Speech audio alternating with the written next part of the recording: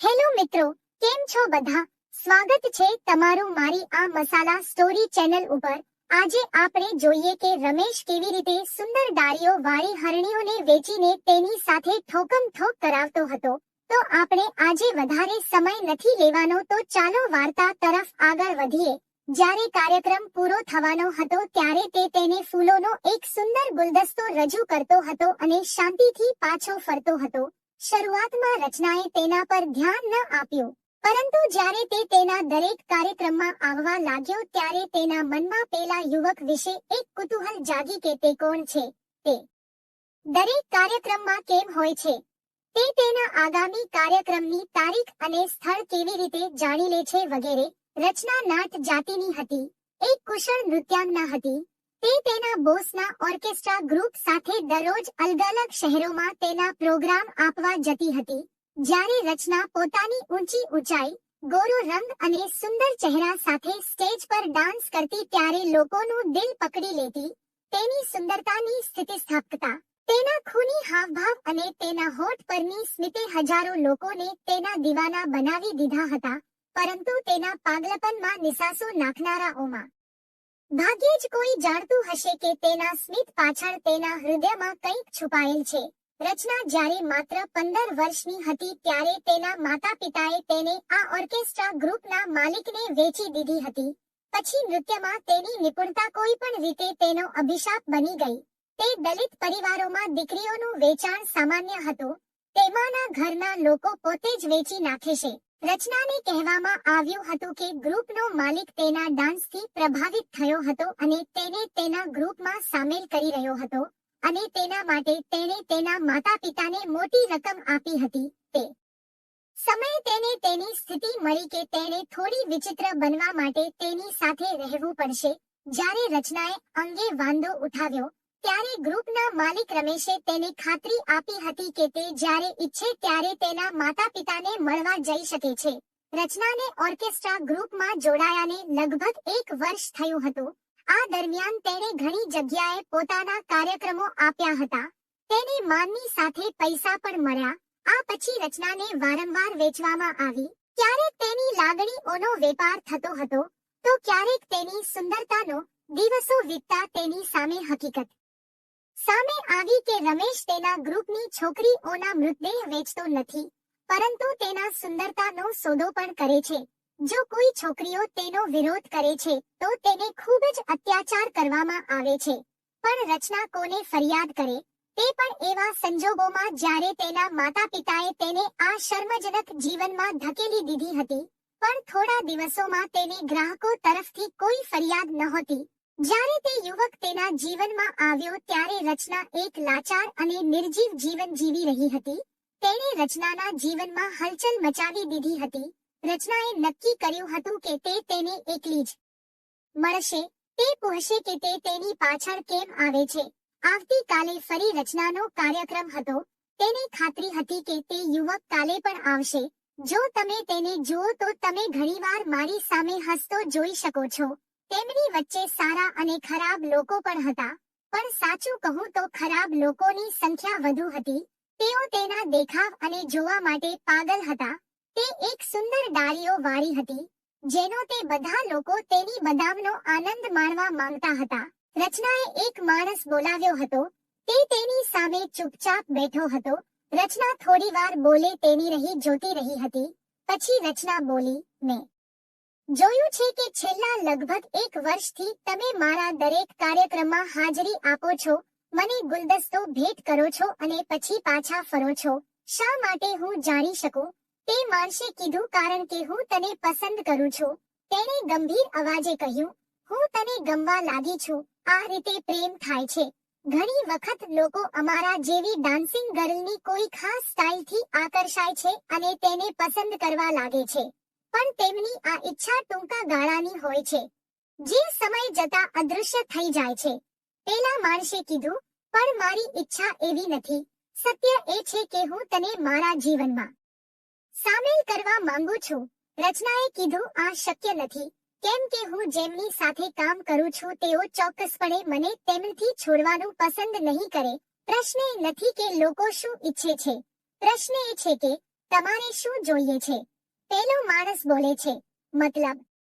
રચના કહે, હું તને કહીશ, પણ પેલો માણસ કહે, પહેલા મને કહો કે તું તારી વર્તમાન જિંદગીથી ખુશ છે કે નહીં? રચના તેના પ્રશ્નનો જવાબ આપી શકી નહીં. તે થોડીવાર ચૂપચાપ તેની સામે જોતી રહી. પછી બોલી, જો હું ના કહું તો હું તને કહીશ કે આ જીવન ટૂંકાવી દઈશ. એટલા માટે મારી ઈચ્છા સ્વીકારો અને મારી સાથે જોડાઈ જાઓ. હું ફરી કહીશ કે તારો આ પ્રસ્તાવ ભાવનાત્મક પ્રસ્તાવ છે, જે હું સ્વીકારી શકતો નથી. રચના કહે, એવું નથી. તેણે કહ્યું, હું તમને સાબિત કરીશ. આટલું કહીને તે ઊભો થયો અને ચાલ્યો ગયો. આ પછી પણ સમીર રચનાને મળતો રહ્યો. જ્યારે પણ તે તેને મળતો, ત્યારે તે તેને તેના પ્રસ્તાવનું પુનરાવર્તન કરતો. સત્ય તો એ હતું કે રચના પણ તેનો પ્રસ્તાવ સ્વીકારીને આ શર્મજનક જીવનમાંથી મુક્ત થવા માંગતી હતી. પણ તે એ પણ સારી રીતે જાણતી હતી કે રમેશ તેને આટલી સરળતાથી તેના ચુંગાલમાંથી મુક્ત નહીં થવા દે.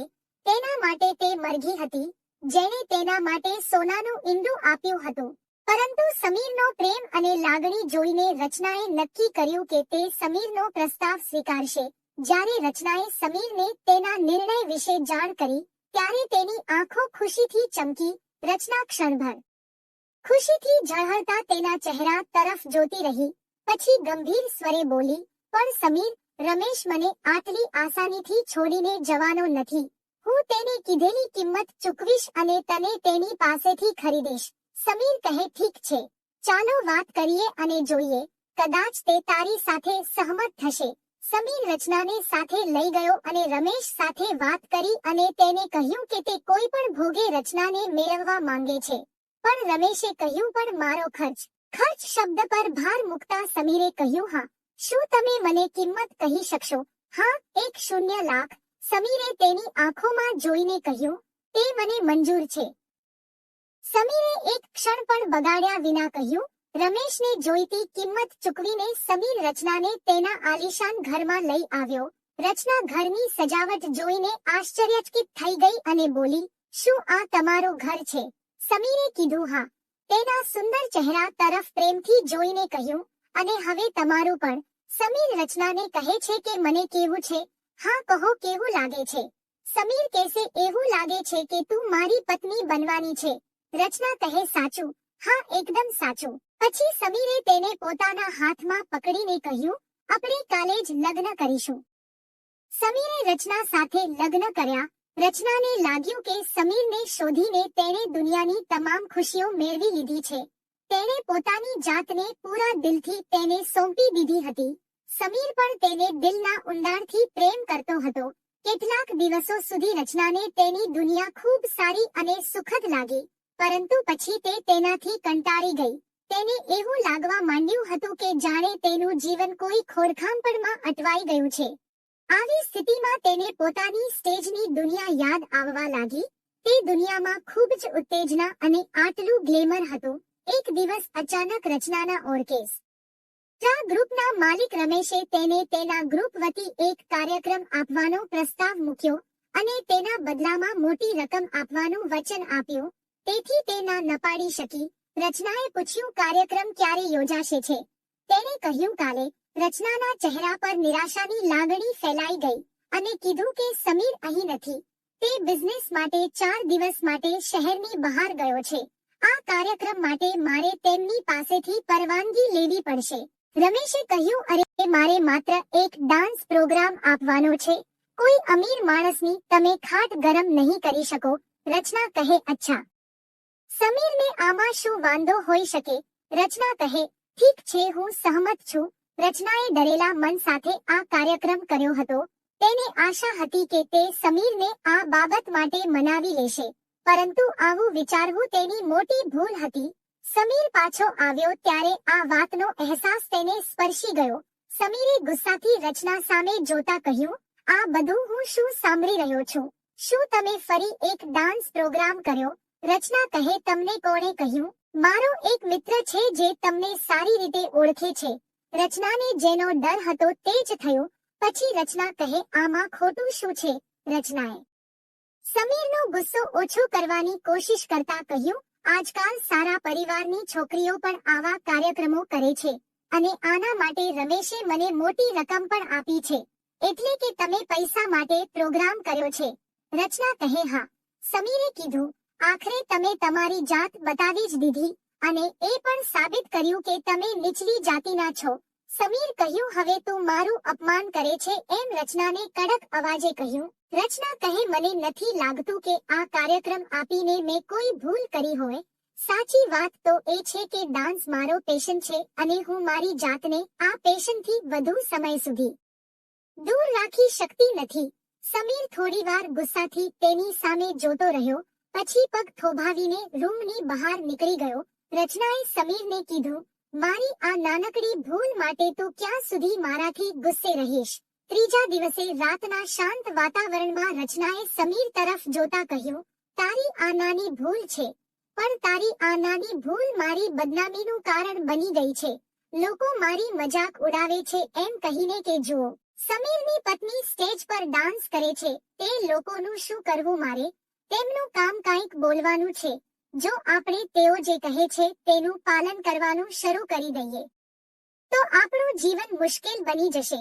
આનો અર્થ એ છે કે તમે નિષ્ઠાપૂર્વક ડાન્સ પ્રોગ્રામ કરવાનું ચાલુ રાખવા માંગો છો?